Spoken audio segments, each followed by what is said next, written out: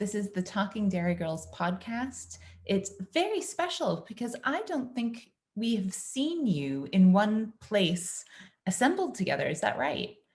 Yeah, we don't show our faces. We don't show it. Well, you do. She's a media celebrity. She's been on TV and everything, but yeah, I normally hide very, very much in the background. This is such a special occasion. Thank you for making XpoNorth the kind of reveal. So I'm really so excited. And it's our birthday. It's 1 year since we launched the podcast. Today. There she is. Hi. So we lost you. Everybody joining. They're trying to keep me out. Well, you know why that is. Save the glory and the fame for themselves. This is XpoNorth. I'm so excited that everyone's here. My name is Jessica. I'm the film sector specialist, and today's panel is the Talking Derry Girls. We have Marie-Louise, Jeanie, and Pauline, who run the Talking Derry Girls podcast. Just want to reiterate for those joining the room, this is the first time you ladies are revealing yourselves in video, because usually people get to know you through audio, and today is very special, isn't it? Because it's the first year anniversary of the first time you've done a recording. So I have, I don't know if you can see, I did a little toast to you. Oh, it's ginger beer so that I don't get fired. Okay, right. Yeah, that's what they all say. She's been in the Christmas cupboard, girls. She has, yeah, she has. Thank you. Jeanie, I think you're going to have to get one of these to your woman. I went on the dodgy site yesterday to try and see if I could still get them, and funnily enough, they're no longer available. No. So today we have a lot to get through, so I'm going to push us along. First, can you tell us a little bit about who you are and what you do? Pauline, will you begin? I'll begin, yes. I'm Pauline Muir, and I'm a Derry girl. And I've known these two for, I would say going on 30 years. We all worked together at BBC Radio Foyle in Derry, Londonderry, back in the 90s, actually just right through the whole decade of Derry, when Derry Girls is based, the TV show. And I'm a producer, audio producer, so do radio programs, and now I live in Scotland. So I'm in Glasgow, but back to Derry quite a lot. Looking forward to come back very soon. Oh, fantastic. Thank you. And Jeanie? Well, Jeanie, I'm not Marie-Louise, because a lot of people on social media yesterday kept saying that, we're going to see them in person, because they all thought from the photograph that I was actually Marie-Louise. So I wish I was, but I am not. But it's been so long since I was gainfully employed, as they say. I don't know what I do anymore, but my background is TV and radio. And I actually met Pauline in the early 80s at Stirling University in student radio, but we won't talk about that too much. Thank you, Jeanie. And Marie-Louise. Okay, well, I have to say that I'm the youngest member of Talking Derry Girls. by a few years, and I met the ladies, as Pauline said, in our Radio Foyle days when in Derry, Londonderry, Legendary, Stroke City, whatever you want to call it, not home. And now I am a Derry girl as well, even though part of the podcast is me trying to kind of explain how. Anyway, look, I turn into Uncle Colum when I do. She's a Derry girl. I'm a Derry girl. I have an arts and culture show for BBC Radio Ulster called The Culture Cafe. She's a grown-up. She's a proper grown-up. Which goes out every Saturday on BBC Radio Ulster, and you can catch up on BBC Sounds. And plug. Well, you may as well. And I've also got my own production company where I do communications training, and the podcast comes through that as well, with The Big Light, which is our kind of our mothership in Scotland.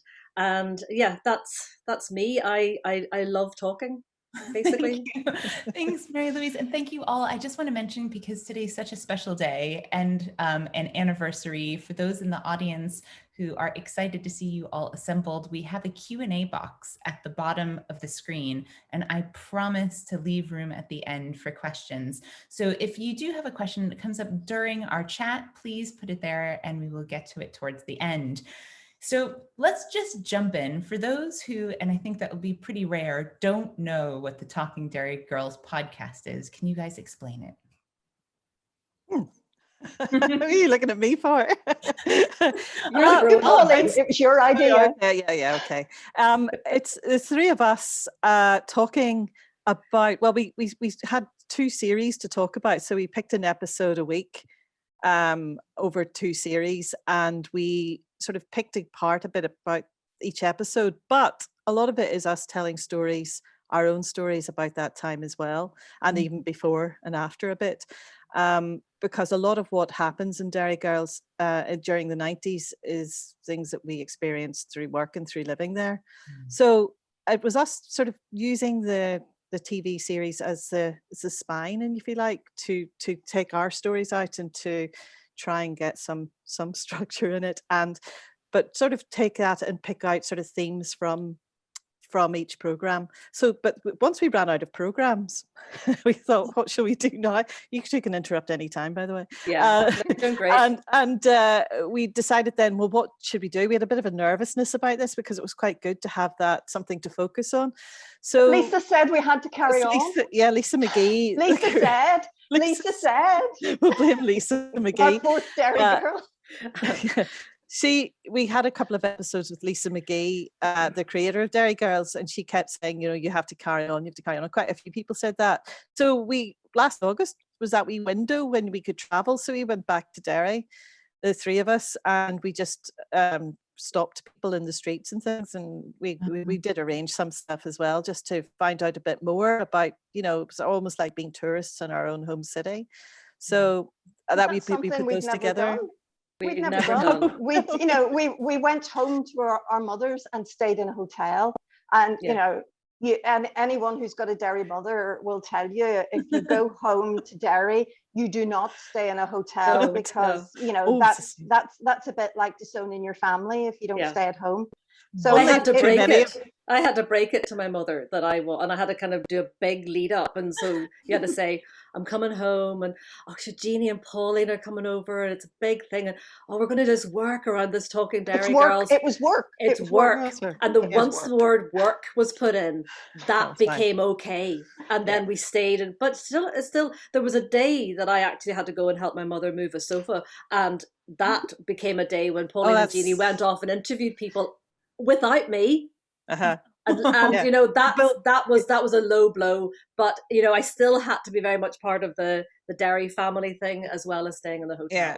So I couldn't tell her I enjoyed myself too much either. So for those, before we get into the anatomy of your show and how it works, because I've been listening to you every morning. This is my ritual. Yeah. And you guys have such a nice cadence to the way you chat, but also the structure of the episode is really artfully done. So can we play a little clip, Pauline? Yeah, we can. Yeah. Well, you say that we have structure, and that we normally discuss sort of loosely what we're going to do. We're sending messages to each other all the time, and then some things fall into the episode and some fall out. But for this one, it was a bit odd, because we didn't actually, we just started doing this one. And it's Mr. Brune, it's the new English teacher that comes to the school, and, sort of carpe diem and things, just throw everything out. So in that sort of spirit, and the fact that we hadn't talked, we sort of took off. Did it a bit different. So yeah, you'll hear that bit in the clip. That's great. Thank you. So Paul, if you could try to play the clip, that would be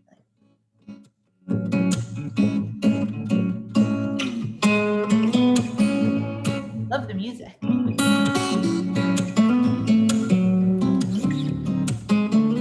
Okay, confession time. I was too knackered to have a proper pre-podcast recording chat. I'm Marie-Louise Muir, 1/3 of the Talking Derry Girls, and every week, myself, Pauline and Jeanie chat. And we plan. It's good to have a plan, isn't it? Especially where we're going to end, because, 3 Derry women, this chat could go on and on. This episode, though, had me feeling all spontaneous and free-flowing. I didn't want to take notes or overthink anything. I wanted to be in the moment, speak from the heart, carpe diem. But I never expected this. That's my notes, you know, because it's not every day you can just rip it up.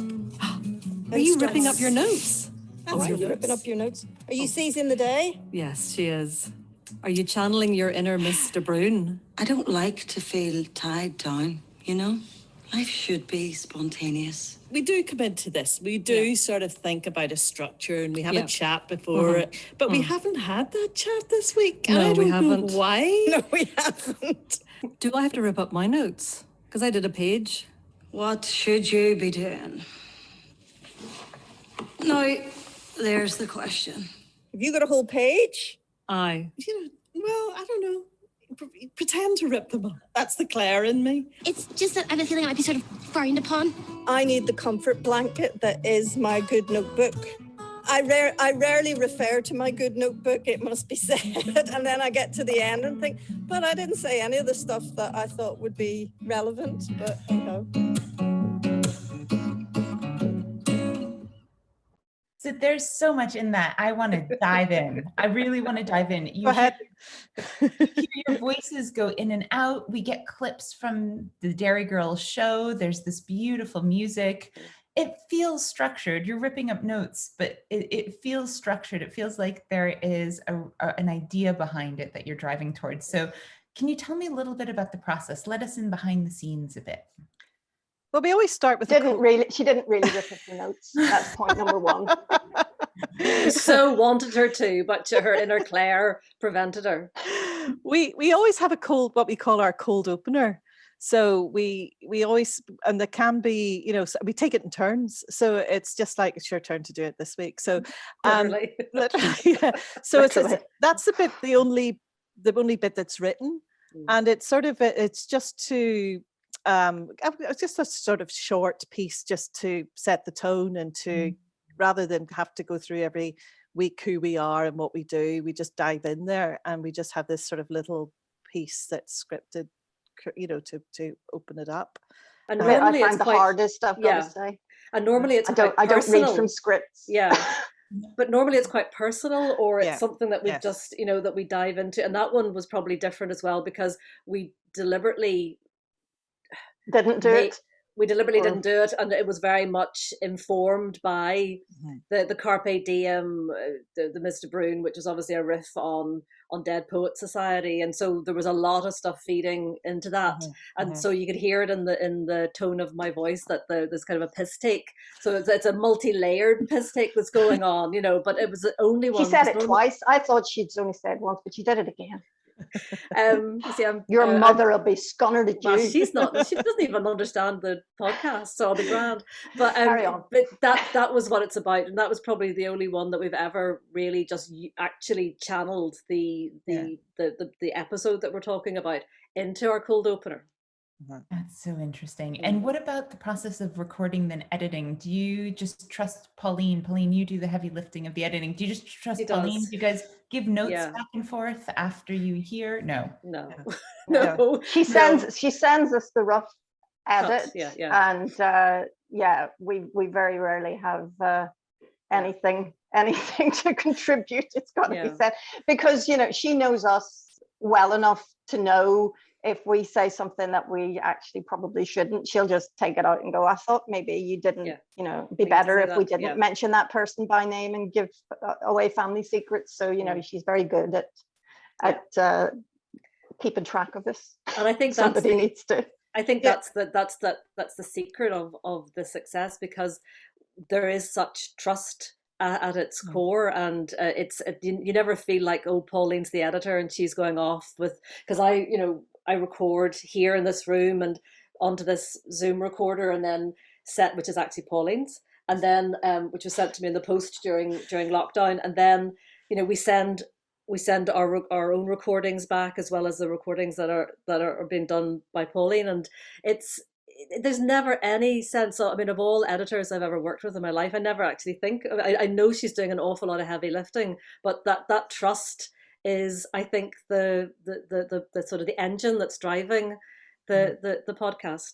And we do like to feel that even though we are actually in 3 different countries, because I'm in Surrey, Marie-Louise is in Belfast, and Pauline's in Glasgow, that we like to feel that it doesn't come across that we're in 3 different countries, that we are actually together when we're speaking. Yeah. But because we all record individually, Pauline has the wherewithal to mix us through each other, and if we interrupt someone in the middle of something important, she can just dip us out and we have chuck us out of the conversation. But we do see each other, so like a bit like this, we do it so we can see each other while we're all recording locally, and we have the very complicated system. This is a really behind the curtains moment that we have to line up, because it's very hard if you're all recording, which point did you put on the recorder? And if that gets out of sync, it's a nightmare. Not put on the recorder, as has happened to me. So, or if you've not put on the recorder. So I usually say,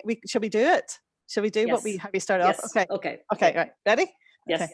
Okay. All right. So have you all got your machines on? Yes. Right, okay.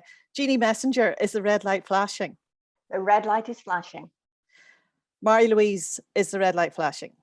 Pauline, the red light is flashing. There you go. So if we line that up, everything that follows. Take lift off. After doors closed. Except sometimes she forgets, and if we've got a guest, she'll say to them, she said to Lisa McGee, Lisa, is the red light flashing? And Lisa went, I don't have a red light. And we had to go, no, Lisa, she was raging. She was raging. You actually don't have a red light. She just wants you to say that the red light is flashing. Just say it. Yeah. But, just say it. Just do as you're told. Yeah, we don't tend to see our guests. When we have a guest, we do it on a different system, on a system called Clean Feed, from the big light, and so we don't see them. So that's the only time. It's when it's the 3 of us. We can give ourselves visual clues and just sort of pull faces, and we are seeing each other. But I mean, even we work with the big light here in Glasgow. I say they've got us started, and they have said to me, Janice Forsyth and Fiona White have said, we know you're not in the same room. We know that. We know, but it sounds like you are. But once you do that, setting it up and let it flow, I do very little. So when somebody interrupts, it's kept in, but it's all on different tracks. So it's actually quite easy it's a lot easier to edit and mix like that than it's quite easy to edit and mix for her, who knows what she's doing. But doing it long enough. Yeah, exactly. Yeah. But if it hadn't been for, I think if it hadn't been for lockdown, we would not have, and Zoom came in and all this. I think it's something that's been a bit of a gift for people who make podcasts and things, that you can actually do these things remotely and get and work at getting the good quality sound, because one of the things that we really wanted to do was to make it a really have a high production level in it, so and that's using the clips from the program. We use those sparingly, and also we don't put them in. We don't think of what clips we'll use until after we've recorded. Really, sometimes we'll have something in mind, but I usually put them in. I put them in where I think is appropriate, because what with the sound that we want to get is that they're actually almost part of the conversation. That they're just, it does work, and in and out. I'm amazed you can't see the guests that you interview, because that also feels so intimate and it flows well and like they're in the room. So you started with basically the 3 of you chatting about Derry Girls, and then the episodes have finished. Yes, I know. And then you evolved to then doing these really high-end, incredible interviews. And I want to know, I mean, there's so much stuff. Some of the episodes kind of really made me teary, talking about growing up from girlhood to adulthood. Some of them are politically fascinating, like the visit of Clinton. Can you just share with us like a high point where you're like, this is amazing, you were in the flow, or something really exciting happened, and also maybe a real challenge that you guys came across reading it? Maybe the challenge first. We found that episode very difficult, didn't we? The one with the bombing at the end. We found that it was a mix. We dreaded it. And we were absolutely dreading it, because you sort of don't want to put yourself out there as a political spokesperson, or you don't want to think.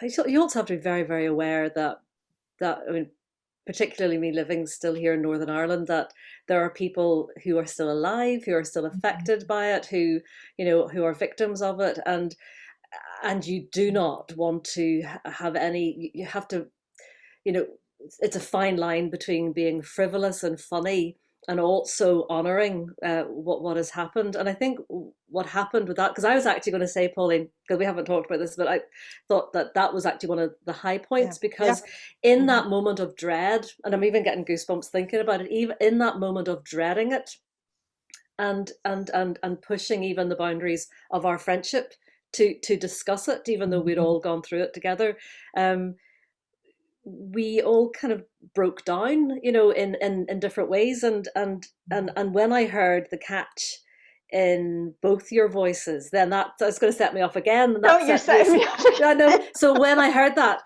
and then that kind of felt it, the real word, and I know it's a buzzword and can be overused, is authentic. And the one thing I never wanted to be, and that's something that we've struggled with this podcast, is how do we keep it feeling authentic, not fresh or relevant or anything like that, but how do we keep it being authentic to our friendship and to what we collectively experienced? And that so that moment, or when you hear the break in each other's voices, that was a very, very powerful moment. And I actually couldn't even look at each of Pauline or Jeanie during that. I actually had to close my eyes and kind of just really think, what am I saying here that's going to mean something not only to this podcast and the people listening to it, but to our friendship as well. It's what Lisa did so brilliantly in the episode, is that the laughs kept coming, the laughs kept coming until you got hit right up the face with the kids dancing and the news report and stuff. It's that whole thing that she's tried from day one with the program, is that the Troubles were not a nice place to be. And particularly when we were growing up, it was even worse than when Lisa was growing up. It was a horrible, horrible, horrible time. But I can look back on it, we can all look back at it, and we've got funny stories about things that happened. And that doesn't take away from the horror of what we grew up in, but it shows how we coped. And how we lived. Exactly. And it, because people could condemn the program for making light of the Troubles and making fun of it, and it wasn't funny. No, it wasn't. But if you didn't laugh, then you were in a Derry itself. We've always thought of Derry as being a character in all of this, and I mean, we took our cue from Lisa in that as well. I think we said that right from the first episode. Derry is Derry as a place is very, very funny. It's got a very dark sense of humor. Bizarre things happen there. Sometimes it's a bit like being in an episode of Twin Peaks, as we used to say. But I think couldn't make it up. You couldn't make up half the stuff. You could not make it up. And the thing is, we have such. It's only when we started talking. I mean, sometimes when we start an episode, we don't know where it's going to go. And suddenly something will occur to you. It'll spark off something else. But I mean, I think one of the biggest compliments that I've heard from somebody who was listening, and they said it's like being on a bus and I'm sitting behind you three, and I miss 3 or 4 stops because I want to hear the end of the story. The story never ends, so I don't know how they do that. But what's fantastic as well is that because for me, Jeanie's stories are incredible. And the great compliment was from Lisa McGee, who said that she wished that she had known at least one of the podcast, or heard the podcast before she finished, because she's finished writing series 3, and obviously they haven't been able to start filming. But that was that to me was a great compliment, that she was hearing she was hearing the authenticity of the story. She was hearing Derry in it. In the podcast, and that's a key thing. So should we bring in Lisa now, because we did Lisa, our friend Lisa, the fourth. We were so nervous before we did this. We invited her on the program. And then died. But it was like you won't hear the opening of it, but if you go and listen to the episode 13 at the beginning, and it was a bit like when they were preparing for their exams, they were up overnight. That was like us with notes and going, this is not what we're going to say. But then we had her on twice. She came on then because of the Erin's diary that she'd written, and there's a moment. Quick, Jeanie. Good on you. There's a moment. There's a wonderful moment that can only happen in Derry, with Lisa McGee when we realised there's a connection between Marie-Louise being Snow White in the pantomime. 2 years running. Yeah. They'll Yeah. It's in the clip. It's my Nadine Coyle and Lisa McGee were also on the stage with Marie-Louise, but it's something that Lisa has obviously bothered Lisa for a very long time, as you'll hear in the clip. You've got the mention in the diary of Erin when she's planning her funeral. She wants to get buried in a glass coffin, which kind of reminded me of Snow White in St. Columb's Hall. I was lying in that glass coffin. Yeah, and I was somewhere in the chorus. But do you know what I'd love to remember, and I just can't? It's what. So if you were in the children's chorus, what were we? I can't remember what we were supposed to be. Can you remember? No, see, what you were was... Money spinners is what you were. No, you were there so that everybody belonging to you bought a ticket and went to the panto. Nobody cared what you were. So long as that was it. You were basically pulling in the audience, and you were also very, very important because you opened Act 2. And you all stood there and sang for about 10 minutes, which allowed the boys behind the scenes to change the set. But were we trees? What were we? I don't know what we were dressed in. Oh, right. Were you trees? There was a combination of trees and flowers. Oh, okay. Right. Because I couldn't, because I just couldn't remember what, because I definitely wasn't on the main cast where you all had characters. You were the lead. I was Snow White. 2 years running.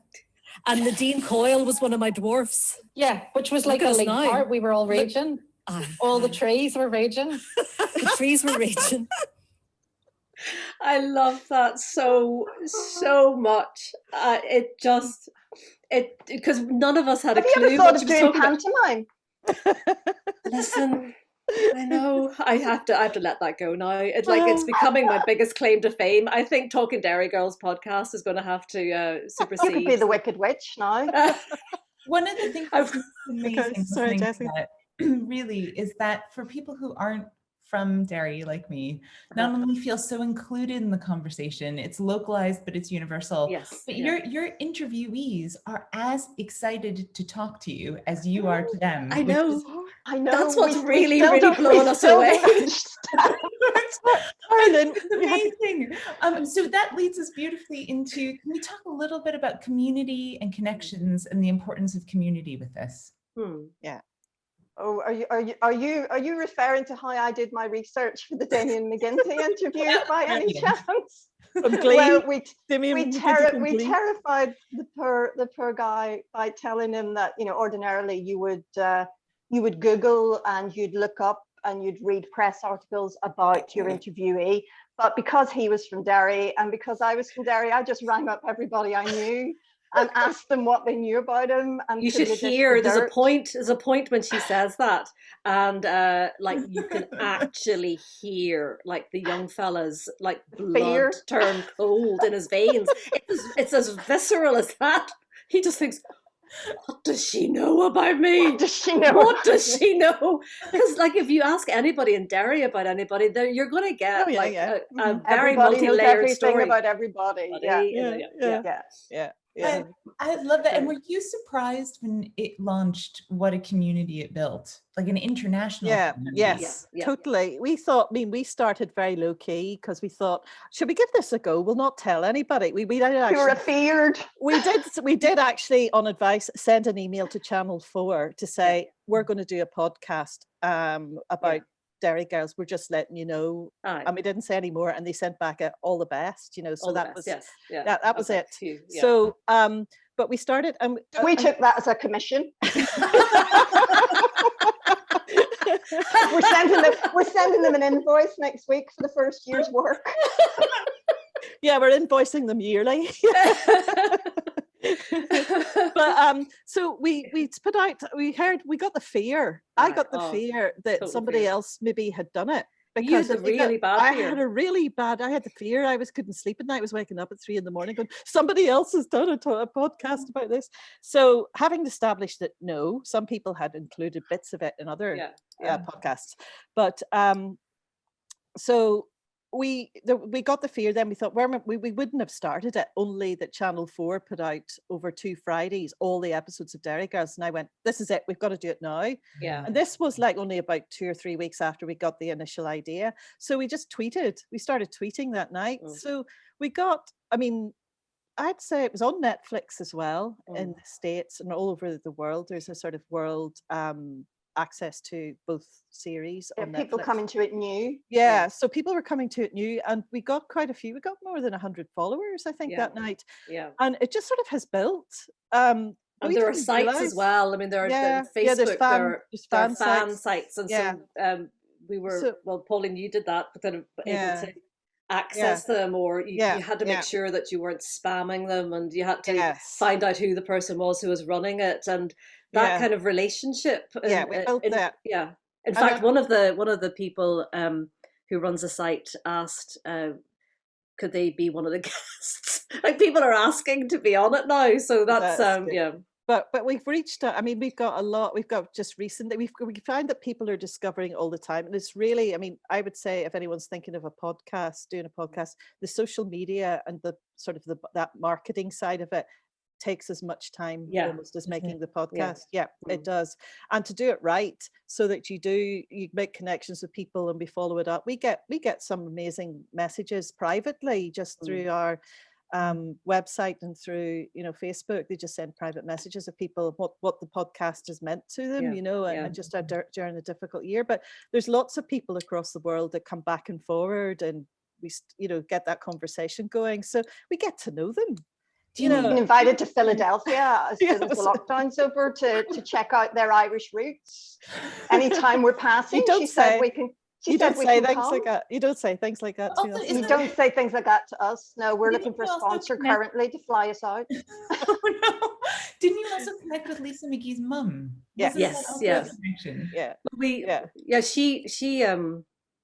It became clear that Lisa to listen.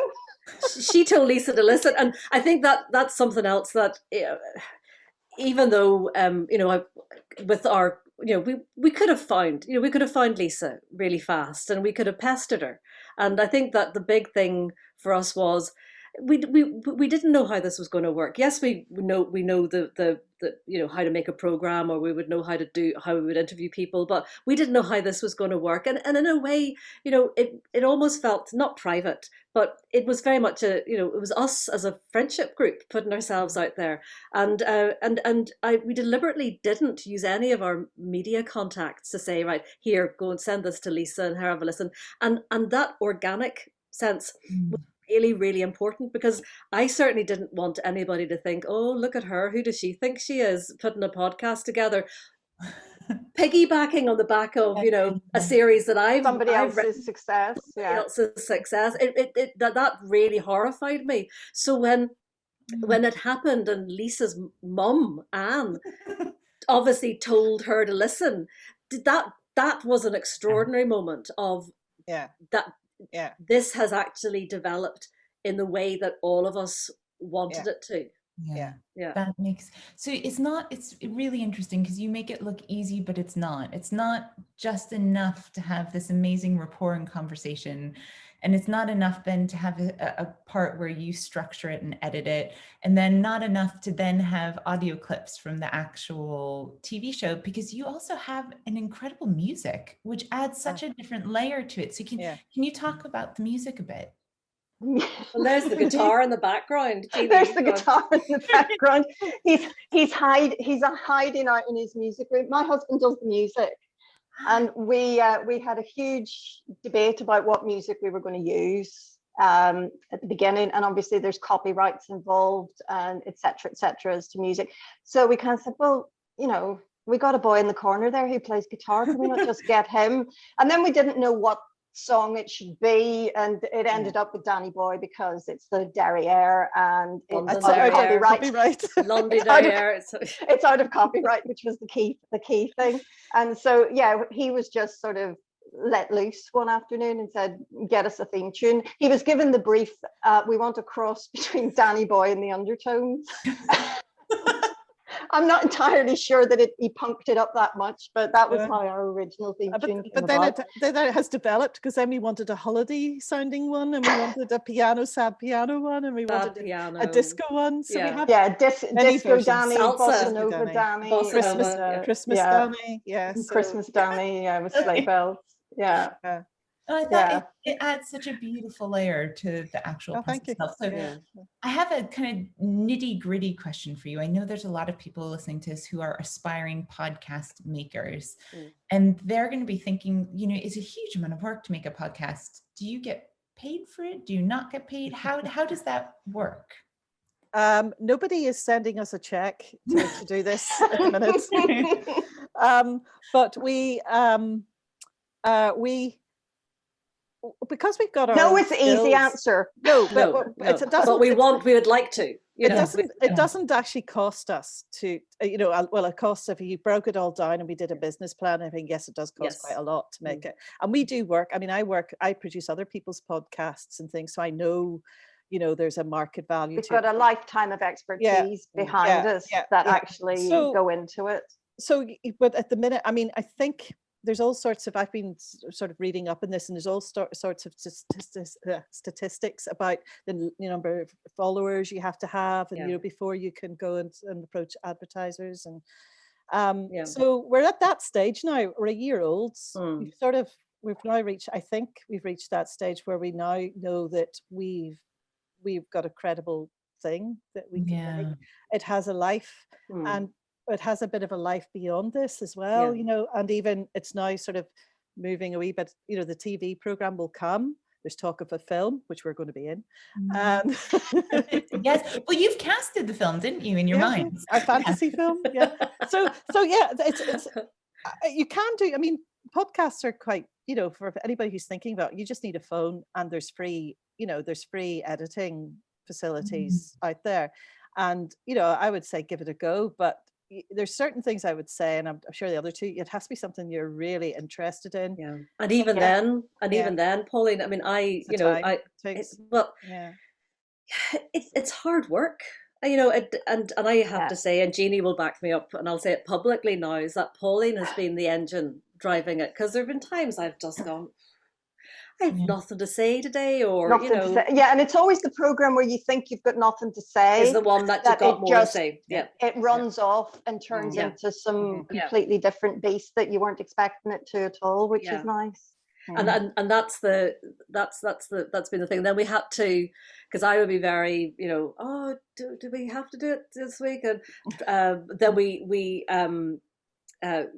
went for a day, didn't we? We said, right, we'll do it on a Tuesday. And I had to write it into my diary, and that became a critical date. And so we would talk on a Sunday and start thinking about it, and then Pauline could think of clips and all of that. And but I have to say, it is hard work, and I can see why a lot of podcasts start with great energy and then they peter out. And we've done three series now, and it's only now going into the fourth that I can see it, I can feel it, I can think, right, that actually does have a validity. It's funny how self-doubt can still kick in as well, but it is hard work. And I think that we are very, very lucky in that there are three of us. It's the sum of its parts, and we do keep each other going along and maintaining it. I think and because we've built in breaks, so we always decided that we wouldn't just keep going and going and going, because we didn't want it to become the thing we have to do. But it's also because in a practical we do other level, work. We do other work. And I suppose in a way, if we find a way, if we work on a way to monetize the podcast, we can then pay guests to come on. We can go to Philadelphia. Take the time, and give it the extra time so that it could develop. But that's where, I mean, anyone will tell you it's involved in podcasts. We're at a very early stage. In fact, news just coming in, I was a bit distracted. I'd asked to see what our latest figures were for downloads. She hasn't given us her undivided attention. That's something new, isn't it, Marie-Louise? Something new. this is our first birthday, and our Are we keeping you from something? No, she's got an announcement. I've got All right, give us an announcement. Go on, go on. Our total number of downloads so far are 49,000. Oh, wow. Where's the other 1,000 gone? Where are they? Well, tomorrow, they'll be there tomorrow. Yeah, thanks to this, thanks to this, you'll get more tomorrow. Exactly. That's it. Yeah. So that's really interesting. You said something, Pauline, I just want to highlight it again for folks who are interested in making their own podcast. You said it takes a while to grow. For me, three seasons of a podcast is really a lot. Is that not a lot in the grand scheme of things? No. Okay. No. I would say 5 or 6 seasons. You know, what I think once you start hitting 100, you think, right, those guys are serious. If I were looking at somebody and thinking, right, that and the sustainability of it and the maintaining of the audience with you, and keeping that loyalty, because that's what a lot of I was watching actually one of the other sessions, and they were talking about that, the loyalty, you know, having a loyal following and people who, and if you are thinking that's a very valuable thing to have if you're looking to monetize as well. But, and also for the crack, you know. Yes. I would think the main thing of anybody who's thinking of starting up a podcast is only do it if it, as they said, something that you're passionate about and something that you know about, something that's in your bones. Because 90% of what the three of us bring to the Talking Derry Girls podcast is our life experience. It's you know, it's literally, well, in my case, it's DNA because I was born in Derry. So it's, you know, it's something that you can't read it in a book. You can't research it. It's you either know it or you don't. And I think sometimes people make the mistake of, you know, I'm going to do a podcast about Harley Davidson. I'm going to go out and look at one. You know, it doesn't work. No, it's not sustainable either, is it? No. So before we open the floor to questions, and I just want to include the audience in saying that it's really nice to hear from you in the chat box, but if you have questions you want to be read out, please put them in the Q&A so that I don't miss them. I have a dream episode in my head, and I'm just curious if you guys have like a dream episode that you'd like to do in your heads. I want you to do Lisa McGee's mom. I think that would be so fun. We've talked about this. Yeah. What are not with her? No, she doesn't know. She doesn't know. But we'd love to, you know, a lot of that, I would love to be in the same room. So there are people that it has worked for them to be remote. But somebody like Anne, it almost feels like a homecoming. And there's also a former English teacher of mine, Mary Murphy, who taught at Thornhill, which is the school. Want her in the room. And we want her in the room. We're thinking about Pat Hume, John Hume's widow. You know, there are people that it wouldn't be fair to not actually see them, and I think that will heighten the emotion and the energy and just the absolute joy of it. So there's a lot of different people bubbling around, but the great thing is that funny we were going to Derry sometime soon. So all these things are, you know, and even the Richard Moore episode, I know that we did Richard through Clean Feed, and but what I'm loving about it is that just people that we know who are doing extraordinary things and lead very ordinary lives. You know, that to me was a hugely important and wonderful kind of shift in Talking Derry Girls when we had Richard on and talking about his life and, you know, hanging out with the Dalai Lama and all of that. So it's it's critical to I think be in the room with certain people, and then other people you don't have to. That and also, I mean, we did have one episode, and this is something that maybe we could try out a bit more when we're in Derry. We just, and it leads into the third clip a bit as well, was Jeanie and I. Marie-Louise was helping her mum shift a sofa. And we were on the walls. They went off and recorded without me. No discussion. Well, if you'd been there, I was helping my mum. You'll hear this. Anyway, play the clip. But anyway, so we just stopped. We thought, let's just stop random people on the walls and just see what crack they have and see where it takes us. And that led to a really interesting you know, they told us various stories. We picked out one. We got an expert, a historian, to fill in those gaps and it was to do with the Navy and the NATO forces being in Derry during the Second World War and beyond. But this is a bit in the clip of Jeanie and I making that approach to see. And the thing that you always want to find out, isn't this right, Jeanie? Who do they know that we know? Who do you know that I know? Yeah. Really? Yeah. Okay, so we'll hear that in the clip. Thank you. Thanks, Paul. Just had to look for guys that had the right walk about them and were having a bit of a yarn, and you thought, they're going to take us on. They know what it's about. Yeah. So you were able to ascertain from their gait that they were going to be good crack. Aye. What do you think? Jeanie, would you agree? Well, I think it was more from the fact that they saw us approaching with a microphone on a long pole and they kept us in their vision and didn't run away. Yeah. That I took to be a good sign. Now, I may be naive in that, but it seemed to work. So you approach these two guys, and what's your opening line? We're 2/3 of the Talking Derry Girls podcast. Do you know about podcasts? No. Do you know about the Derry Girls? Oh, of course. You know about them? Right. Yeah, well, we would like to be them, but we're not. We're more like their mothers. But Jesus, better looking than them. you see, Tell you, that's one thing. Could you repeat that? We've talked about this in the past, where whenever you met anybody in Derry growing up, you had to work out which side of the river they were from and what school they went to and whatever. And you were trying to work out, you know, how you were going to talk to them as to what level you could approach it at. In other words, were they a Catholic or were they a Protestant back in those days? You know, the big test is, What? Do they know Gilbert Messenger? What's your name? Jeanie Messenger.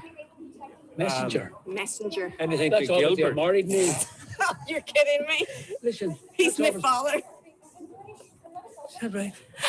Do you know the post office? He worked in the post office. He worked Aye, in the I knew telephone Gilbert for exchange. well. Aye. It's the way he drifted off with the, I knew Gilbert. And I thought, oh Lord, where's this going? Where's this going? Parents, because he would have been a contemporary of my dad's when he was going to the dances where he met my mother. It was like, all was well. He knows Pauline stuff. edited it well. But parents come into this a lot, because which one of your fathers gave Damian a wallet? That was mine as well. That was Gilbert's. That was Gilbert. Can you tell us a little bit about that, Jeanie? Well, when I was doing my ring around to see who knew what, I started with the younger generation because I thought, well, they're Damian's contemporaries, so they would know about his singing or whatever. So I asked my niece and she said, oh, no, I don't know much about him, but he used to sing in the choir with Claire, and Claire is my sister-in-law. So then I spoke to Claire, and after all of that, my dad came up with a story, said, oh, I've got a story about him. And I thought, oh, where's this going? And he used to go to the Christmas Eve service out in the local church, and Damian always sang Oh Holy Night at it. And my dad was his biggest fan. This was before Damian joined Celtic Thunder and whatever, when he was a wee boy in the choir. Right before Glee. Yeah. Right before Glee, exactly. So he bought him a present for Christmas from my little niece to show her, you know, Christmas is about giving. You give to someone that you're not expecting to get a present back from and whatever. So she gave Damian this present, and inside the wallet was a wee note that said, happy Christmas, Damian. This is for your first million. I told Damian, he went, I remember that. I thought, I don't care if he remembers it or not. He said he remembered it. But the thing was, the following Christmas, he gave him another wallet that said, this is for your second million.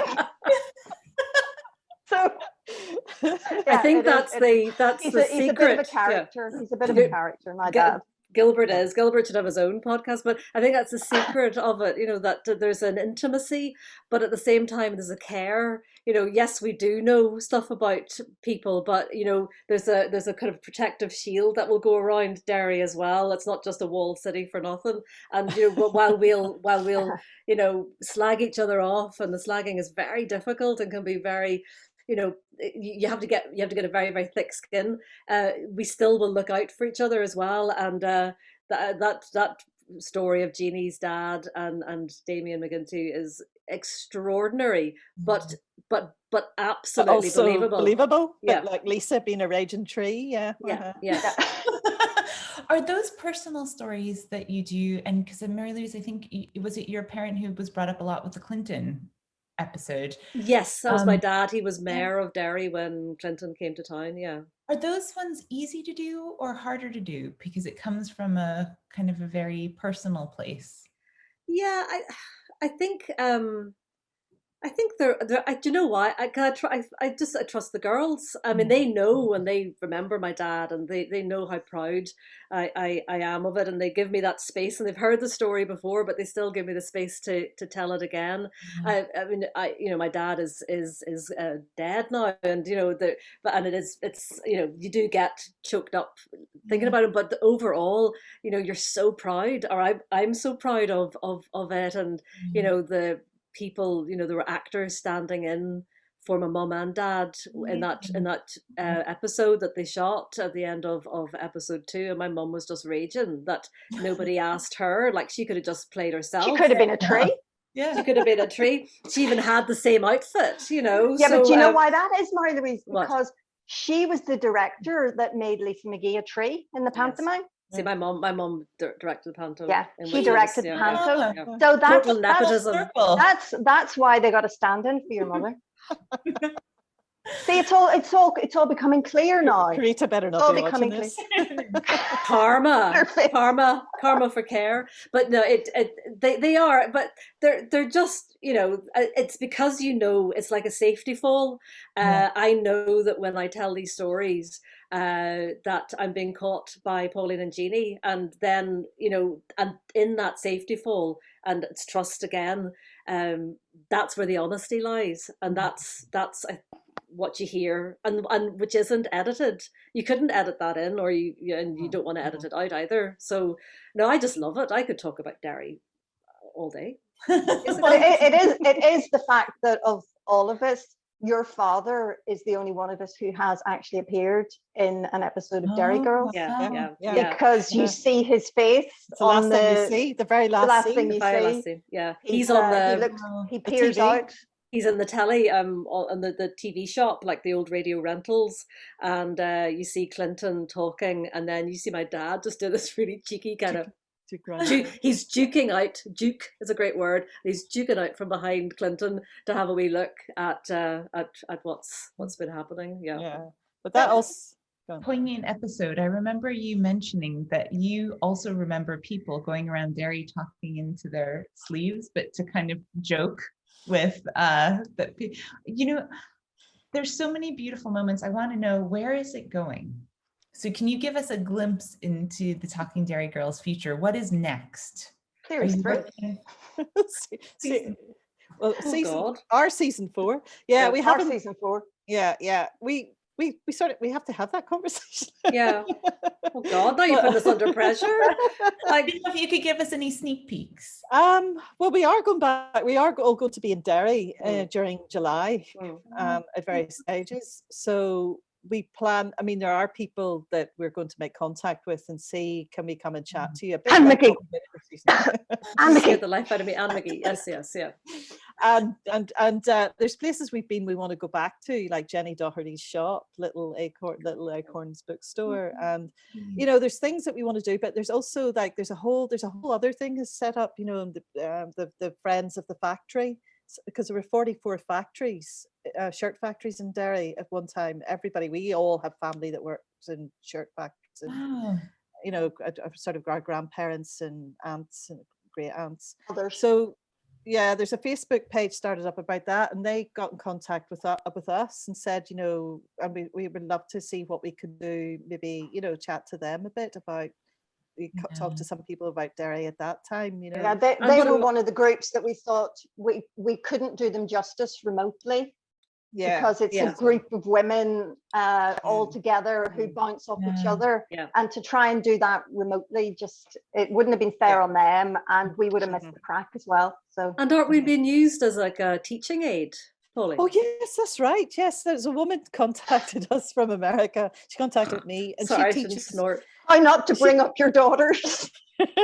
she teaches teachers how to teach. There's a word for it. Yeah. And she has been using history as her subject. So she's a professor of education, and she's been using Derry Girls to teach how you can, it's about history and real life, you know, so how things, events in history can be portrayed in comedy or in films and things. So she's that's a course that she has developed, and she's written a book about how to teach this. But so I've had a long chat with her, so I hope to get her on.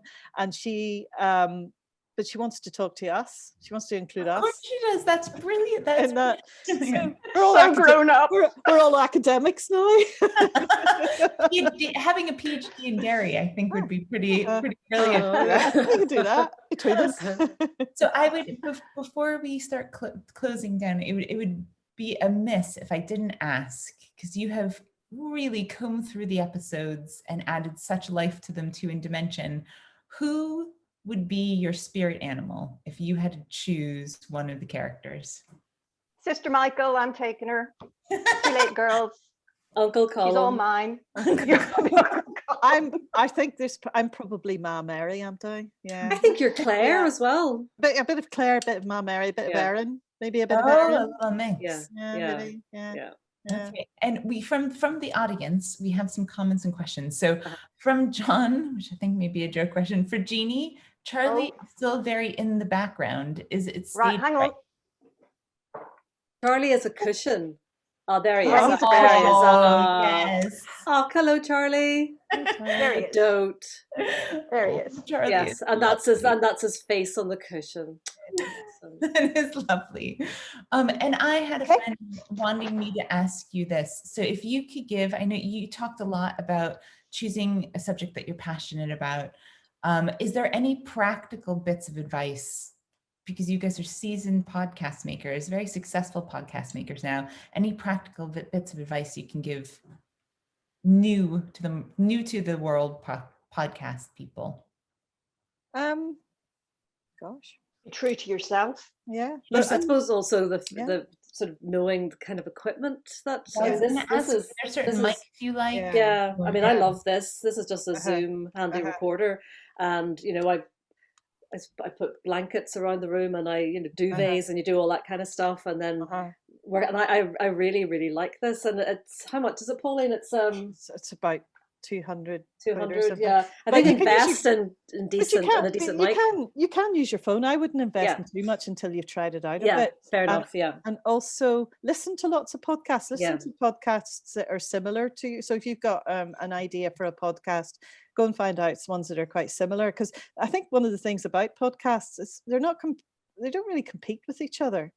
You know. Yeah, that's a good point. So you want to, unless you're me, who didn't listen to a podcast until I listened to my own. Pauline sent me the edit, and that was the first podcast I'd ever listened to. I had to download Spotify because I'd never listened to one. Now do you listen to a lot, or no? I listen to us sometimes. No, I do listen to some, but I don't listen to a lot of podcasts. Yeah.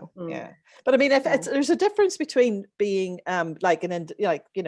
just saying I'd like to make a podcast and something I'm interested in, be it pottery or fashion or something, and doing that. But for I'd say for companies that are thinking, because a lot of them there's a whole new thing about brands, and is there a story to tell about that?